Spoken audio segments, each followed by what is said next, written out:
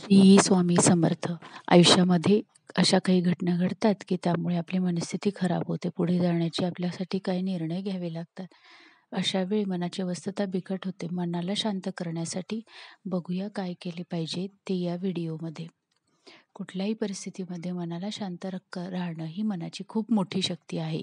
विपरीत परिस्थितीमध्ये आरडाओरडा न करता शांतपणे निर्णय घेण्याची आणि अडचणी सोडवण्याची आपल्याला सवय लागली पाहिजे. प्रत्येक गोष्ट ही आपल्या मनाप्रमाणेच होत नसते.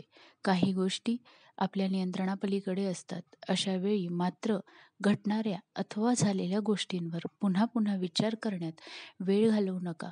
मात्र शांतपणे विचार करा आणि घडलेल्या गोष्टीकडे बघण्याचा दृष्टिकोन बदला. कारण तेवढंच आपण करू शकतो.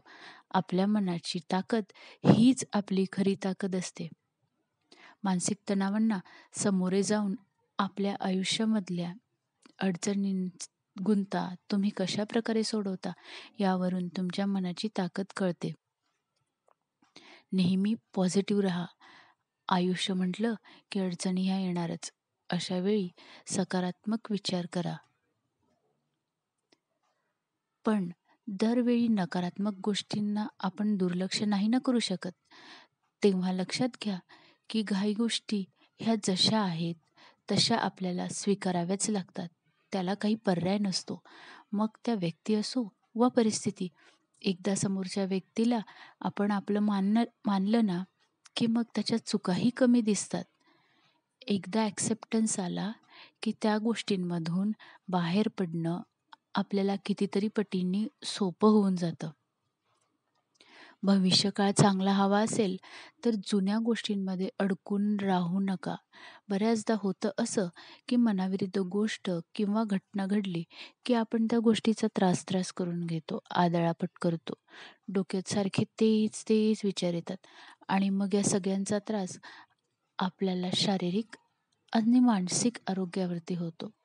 त्यामुळे जेव्हा असा प्रसंग पुन्हा येईल तेव्हा पुढच्या वेळी त्या परिस्थितीत थोडं लांब जा. म्हणजेच की दुसऱ्या खोलीमध्ये थोडा वेळ जाऊ द्या. त्यामुळे होईल असं की जे तुम्हाला बोलायचं होतं आणि रागामुळे तुमच्या नकळत जे शब्द निघणार होते ते आता निघणार नाहीत. आपल्या आयुष्यात ज्या चांगल्या गोष्टी घडल्या आहेत त्याचा विचार करा आणि आपण किती नशीबवान आहोत ते बघा.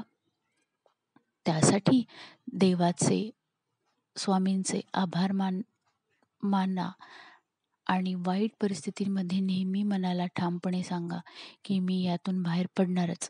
अवघड परिस्थितीमध्ये पण चांगला विचार करा. असा विचार केल्यास एक दिवस तुम्ही खरोखरच त्यातून बाहेर पडणार. लक्षात ठेवा, वास्तू नेहमी तथास्तु म्हणत असते.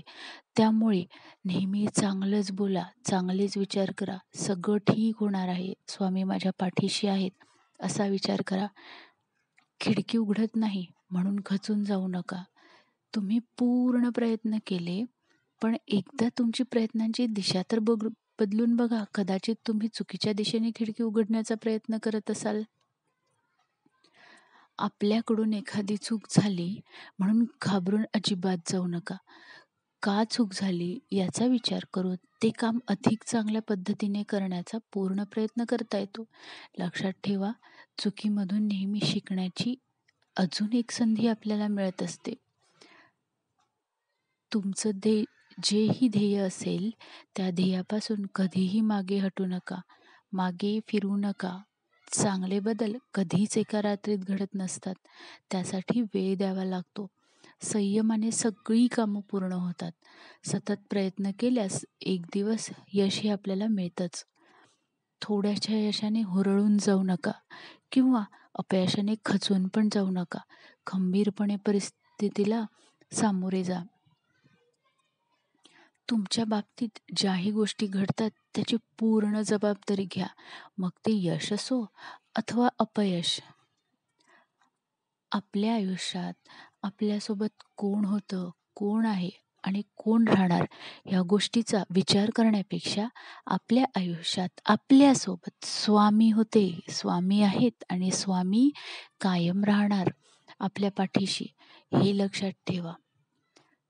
श्री स्वामी समर्थ. जय जय स्वामी समर्थ. व्हिडिओ आवडल्यास व्हिडिओला लाईक करा.